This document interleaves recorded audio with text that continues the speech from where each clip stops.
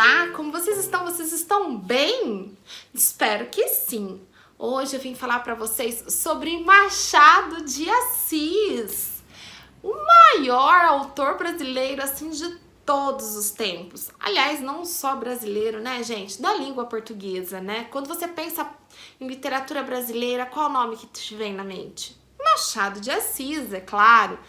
Gente, Machado de Assis produziu assim muito a vida toda, então nós temos muita coisa para falar sobre ele, tá? Ele nasceu em 1839 no Morro do Livramento.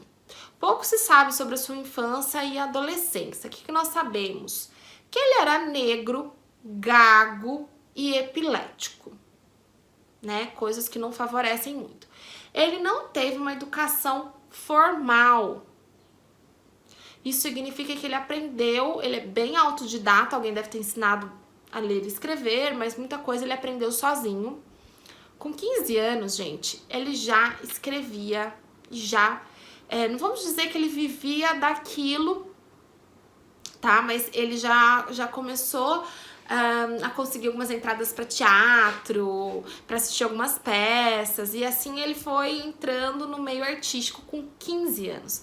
Com 16 anos, gente, ele fez uma tradução de um livro francês. Quer dizer, mesmo sem ter uma educação formal, mesmo sendo gago, epilético e negro, ele conseguiu, gente, com 16 anos, fazer uma tradução de um livro francês. Olha a genialidade dele. Muitas pessoas nem gostam de chamá-lo de gênio, porque fala que ele realmente trabalhou, né? Ele não contou com a sorte. Ele teve lá uma jogada, uma sacada e se deu bem, teve um livro de sucesso. Não, o cara trabalhou muito, como eu tô contando pra vocês, desde os 15 anos.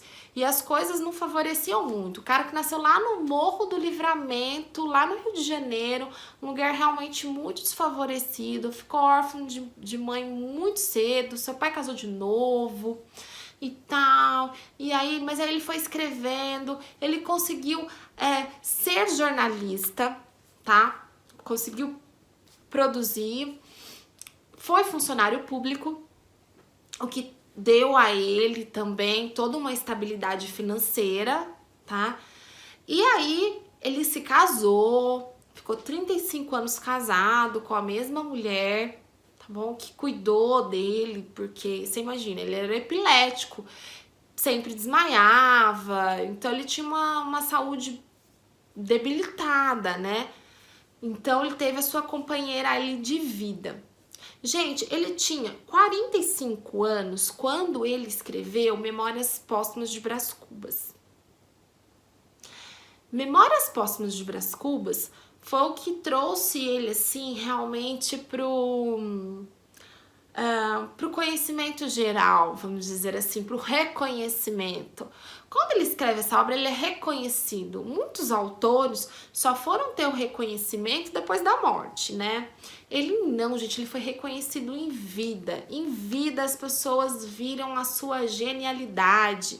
Ele era um cara extremamente observador, aquela pessoa que conseguia observar, além daquilo que a gente está vendo, o psicológico, ele faz toda uma análise psicológica, então todas as suas personagens têm ali análises psicológicas, e é muito interessante como ele conseguia ter essas sacadas, né? Então ele foi tendo reconhecimento, sua vida financeira foi melhorando, né? Então ele foi galgando reconhecimento e dinheiro, e foi evoluindo, né? Até que ele foi um dos fundadores, né, da Academia Brasileira de Letras. Ele era da cadeira que é considerada vitalícia, então ele foi presidente e fundador da Academia Brasileira de Letras, presidente vitalício. Gente, pensa, para a vida toda vamos lembrar de Machado de Assis, né? Não só pela Academia Brasileira de Letras, mas por todas as obras que ele deixou. Gente, ele não escreveu só realismo, tá? Ele começou antes, ele escreveu alguns romances, ele escreveu, e assim, escreveu muito sobre todos os gêneros. Ele passou pela poesia, ele passou pelo teatro, Mas não, assim, a sua maior, assim, genialidade realmente foi conto e romance. São os melhores, tá?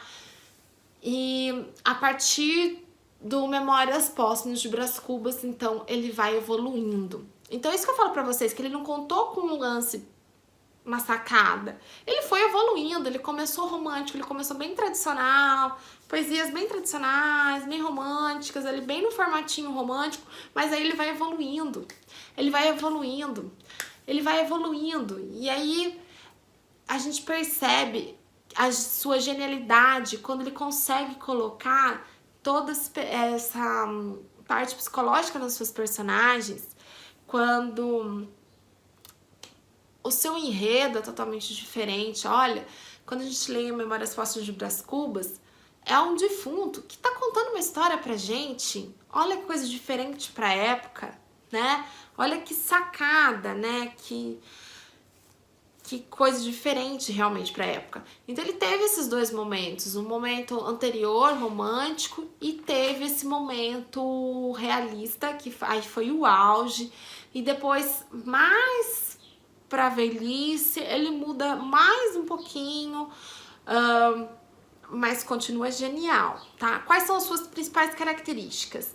Ele é bem objetivo, ele tem frases curtas, ele gosta muito de frases curtas e capítulos curtos. Nós vamos ter capítulos de alguns livros com meia página. É o capítulo dele, tá?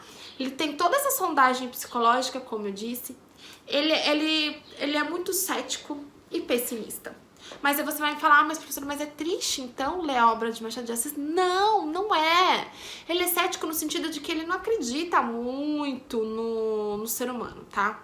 Ele realmente não acredita muito no ser humano. Quando a gente lê Dom Casmurro, a gente vê isso, né?